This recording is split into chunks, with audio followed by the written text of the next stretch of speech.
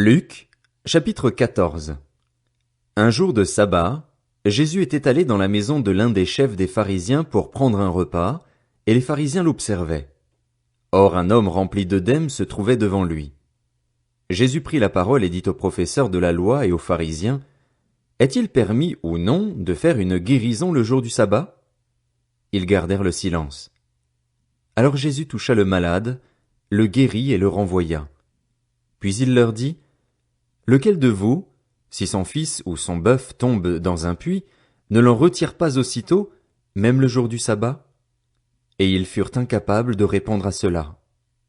Il adressa ensuite une parabole aux invités, en voyant qu'ils choisissaient les meilleures places.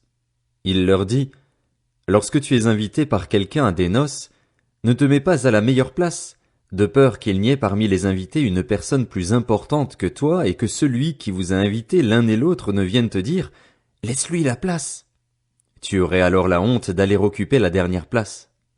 Mais lorsque tu es invité, va te mettre à la dernière place, afin qu'au moment où celui qui t'a invité arrive, il te dise « Mon ami, monte plus haut ». Alors tu seras honoré devant tous ceux qui seront à table avec toi. En effet, toute personne qui s'élève sera abaissée, et celle qui s'abaisse sera élevée.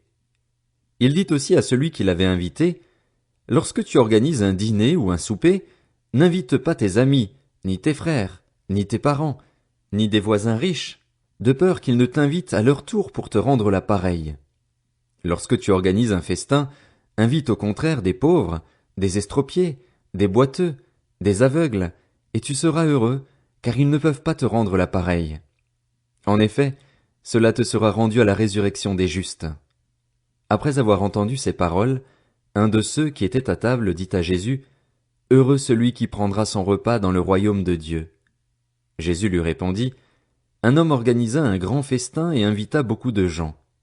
À l'heure du festin, il envoya son serviteur dire aux invités, « Venez, car tout est déjà prêt. » Mais tous sans exception se mirent à s'excuser.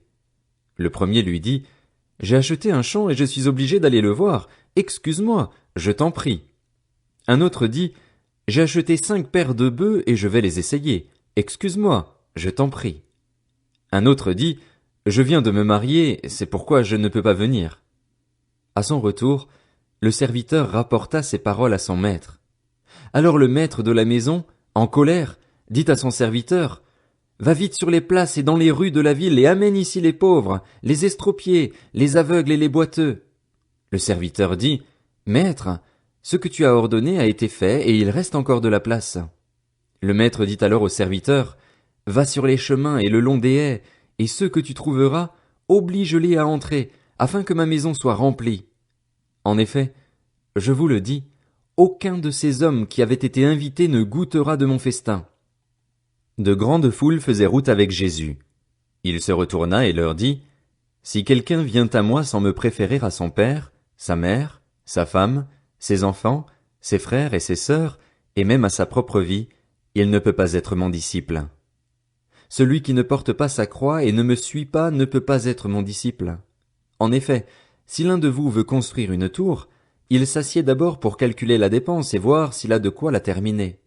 Autrement, si après avoir posé les fondations il ne peut pas la terminer, tous ceux qui le verront se mettront à se moquer de lui en disant « Cet homme a commencé à construire, et il n'a pas pu finir. » De même, si un roi part en guerre contre un autre roi, il s'assied d'abord pour examiner s'il peut, avec 10 000 hommes, affronter celui qui vient l'attaquer avec 20 000. Si ce n'est pas le cas, alors que l'autre roi est encore loin, il lui envoie une ambassade pour demander la paix. Ainsi donc aucun de vous, à moins de renoncer à tout ce qu'il possède, ne peut être mon disciple. Le sel est une bonne chose, mais si le sel perd sa saveur, avec quoi la lui rendra-t-on? Il n'est bon ni pour la terre, ni pour le fumier. On le jette dehors. Que celui qui a des oreilles pour entendre, entende.